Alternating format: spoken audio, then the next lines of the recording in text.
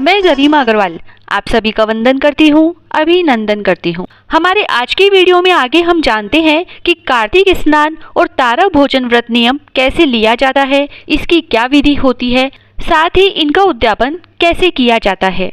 अब चाहे आप सादा कार्तिक व्रत करें या तारा भोजन करें या इसके अलावा कार्तिक मास में कोई भी व्रत नियम लें, यह स्नान शरद पूर्णिमा से शुरू किया जाता है।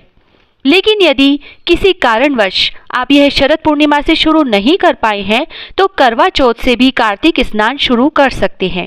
कार्तिक मास में यदि सादा कार्तिक स्नान या तारा भोजन या कोई भी दूसरा व्रत नियम लें या कोई भी व्रत नियम ना लें तो भी सबसे जरूरी है कि सुबह उठकर तारों की छाया में स्नान करें।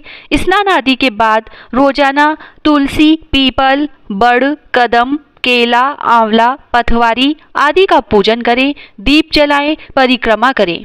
कार्तिक मास महात्म्य सुने और कार्तिक की कहानियां सुने। इतना नियम तो यदि आप कार्तिक मास में व्रत उपवास नहीं कर रहे हैं तो भी करें तो कार्तिक मास का फल जरूर मिलता है। सादा कार्तिक स्नान में कार्तिक मास की कहानी, तुलसी जी की कहानी, पथवारी की कहानी, इल्ली घुनिया की कहानी, सूर्य भगवान की कहानी, पीपल की और लपसी तपसी की कहानी, बिंदाई जी की कहानी आदि कहानियां सुने। इसके अलावा और भी कार्तिक मास की बहुत सारी कहानियां होती हैं, उन्हें भी सुन सकते हैं। और तारा भोजन में इन कहानियों के अलावा तारा भोजन की कहानी भी सुनी जाती है, जो आपको जल्द ही हमारे चैनल पर मिल जाएगी।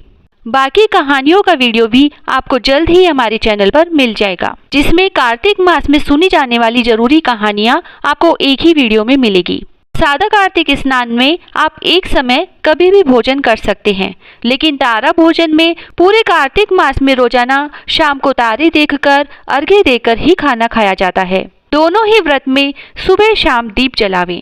सादा कार्तिक करें या तारा भोजन करें, दोनों ही व्रत 3 साल तक किए जाते हैं, लेकिन यदि आप चाहें तो एक साल करके भी उद्यापन कर सकते हैं। अब हम जानते हैं सादा कार्तिक उद्यापन विधि। इसमें पूरे कार्तिक मास एक समय भोजन करें और आखिरी में 1, 2 या जितनी इच्छा हो जोड़ा जोड़ी जिमाएं, उन्हें वस्त्र, दान व दक्षिणा दें। इसके अलावा 35 चीजें कलप कर मंदिरों में चढ़ाएं या ब्राह्मणों को दान करें। इस तरह से सादा कार्तिक का उद्यापन किया जाता है। और तारा भोजन के उद्यापन के लिए पूरे कार्तिक मास रोजाना शाम को तारे देखकर और अर्घ्य देकर खाना खाना चाहिए और आखिरी में 35 चांदी के तारे बनवाकर एक बेस पर रखें।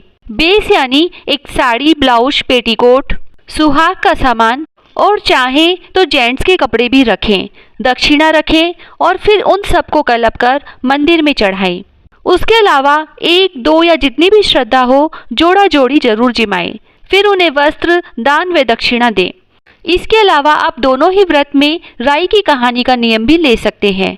राई की कहानी का नियम यदि लिया है तो आखिरी में आप एक कटोरी में राई भरकर उस पर एक ब्लाउज पीस और दक्षिणा रखें और उसे मंदिर में चढ़ाएं। इस तरह से सादा कार्तिक और तारा भोजन का व्रत किया जाता है। अगली वीडियो में हम जानेंगे छोटी सांकली और बड़ी सांकली व्रत के बारे में। जय श्री राधे।